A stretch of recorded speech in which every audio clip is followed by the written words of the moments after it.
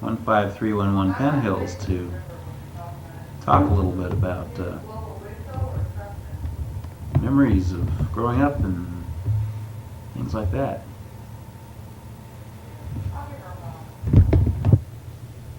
Ron.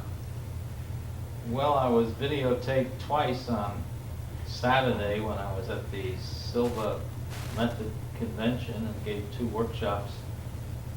And in fact, I just sent away 4 copies so I could see myself. They were pretty expensive, but I just want to see how I came across. I hope I don't have to pay for this one. Well, it'll be double what it cost me.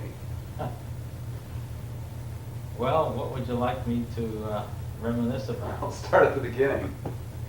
Well, I can't remember the beginning, but I do remember being in a baby carriage and having my mother say to my father, "Take the baby in, there's an eagle flying around."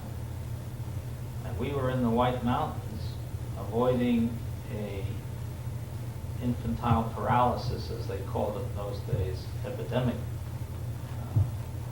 that was raging in New York. That was my first memory. My second memory was a few years later in a New York apartment, having a wet towel placed over my face because there was smoke from a fire in the building. And everybody was looking out at the fire engines below and the ladders coming up, but they got the fire out before it reached our apartment. How old were you then? I guess about 3 by that time. My mother died in the 1919 flu epidemic, and I was born in 1916, so she was still alive at that time, so I imagine I was about 3 years old when that fire on West End Avenue in New York City. But then most of my memories are out on Long Island, where my father, after the loss of his wife, joined his sister-in-law and her husband. They had no children at the time, and so my sister and I went to live in this joint family, and we rented a house out at Cedarhurst, Long Island. This was on the corner of Broadway and Cedarhurst Avenue, a big white house. I remember it had a porch that went halfway around it, and I bought a tricycle, and I would ride it around the porch because that was the only hard surface. And I found out by driving off the porch, down the steps, and onto the driveway that there was another hard surface. Once. Funny, the funny things that you remember, I remember seeing my first snake. Of course, a garter snake that was harmless. I forgot that we had snakes on Long Island. We had snakes on Long Island 70 years ago. And I also remember in that house having an intruder come in through the kitchen door, sit down in the kitchen, and make himself a cup of coffee. This was like 1 o'clock in the morning, and my dad and Were you over in the house? his brother-in-law. This was the Cedarhurst Avenue house, and we were all there, and he just came in and sat down, made himself coffee. And when he was confronted, he was slightly drunk, and he used to live there, and he just made a mistake. So you didn't have any mean ill any intent? harm, no ill intent. Just But nevertheless, you don't know that so until you go through your stages of fright and intimidation, which I'm sure both men did while my Aunt Hannah stayed upstairs with the kids. Of course, we started school, and we started Sunday school at the local temple. Cedarhurst. And then we moved to a much larger house. I guess the fur business was good for my father at the time. It was an up and down business. He had a car and chauffeur once, and had to sell the car and fire the chauffeur the next year because Went down. the fur prices went down. So in Woodmere, they really almost redesigned the house. It was a big stone house with a stone garage. They added a couple of wings to it, one for a library and one for a breakfast room, so you can see the level of living that they were at in those days. And then my Uncle Joe, his brother came to live in the garage. He built an apartment for himself on top of the garage.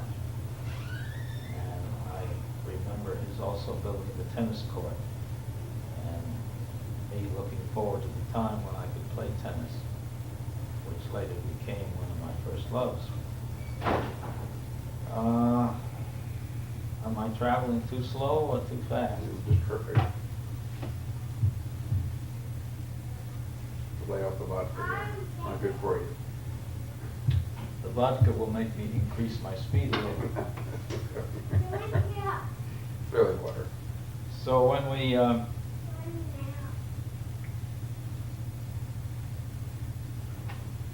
completed 10 years in Woodsburg, by that time I had climbed the ladder of elementary school and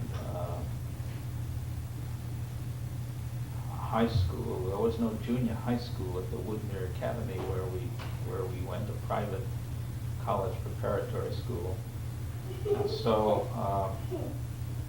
I skipped quite a few grades and found myself eventually in 12th form, as it was called, which is senior high school, at the age of 15.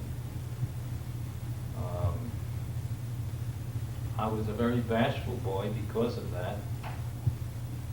I enjoyed playing tennis. I played ping pong. I had no friends, though. I've always played with family. I was afraid to talk to girls. I was afraid to talk to anyone. I'm just bashful. I didn't look them in the eyes. I looked down. And it was really a very lonely time for me, being that retiring and that unsocial. Almost every class scared me. I was afraid I was going to be called on.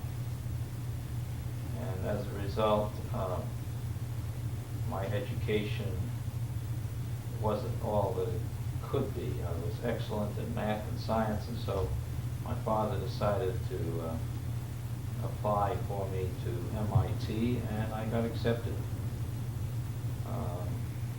So I went to MIT as a 16-year-old freshman, and one thing I enjoyed about MIT, there was only 5 girls in the whole institute at that time. And I was very intimidated by the opposite sex. Well, I cut classes a lot because of my intimidation of education in toto.